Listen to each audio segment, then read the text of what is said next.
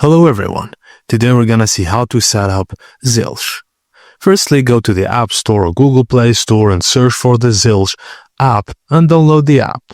Open the app and tap Create Account. Follow the prompts to enter your personal details. Zilch will run a soft credit check, and you'll also need to verify your identity, usually by uploading an official ID. You need a valid UK debit card, a UK-based postal address, and a mobile number because this is the requirements to open a Zilch account.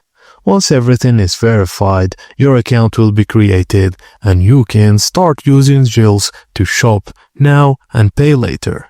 Let me know if you want a step-by-step guide more about Zilch tutorials. Thank you for watching, and please don't forget to like and subscribe for more.